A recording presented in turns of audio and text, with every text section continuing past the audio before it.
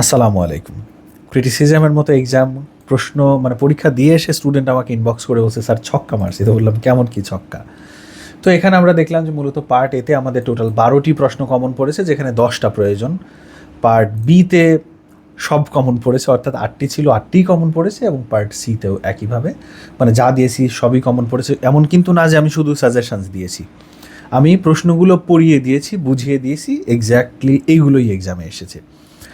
তো স্টুডেন্ট সবাই মানে যারা আমাদের ভিডিওগুলো বারবার ফলো করেছে, কোর্সগুলো দেখেছেন, তাদের সবারই এক্সাম ভালো হয়েছে। তাই আপনাদের উপর পরামর্শ, আপনাদের প্রতি একটা পরামর্শ থাকবে যে নেক্সট এক্সাম যেগুলো আমাদের রয়েছে, ক্লাসিক্স ইন সরি ইএলটি অর্থাৎ অ্যাপ্রোচেস অ্যান্ড মেথডস, 4th ইয়ারের, এটা আপনি আমাদের পেইড কোর্স নিয়ে নেন।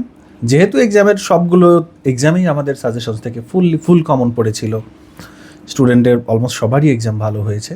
তো আপনারা আশা করি যে এই ইএলটি সাবজেক্টটা অর্থাৎ অ্যাপ্রোচেস অ্যান্ড মেথডস, এই সাবজেক্টের ক্ষেত্রেও আমাদের উপরে ভরসা রাখতে পারবেন। আর কন্টিনেন্টাল লিটারেচারটা, এটা জাস্ট সাজেশনস দিয়েছি, সেটা সবার জন্য ফ্রি, ভিডিও ডেসক্রিপশনে এমনিতেই দেওয়া থাকবে।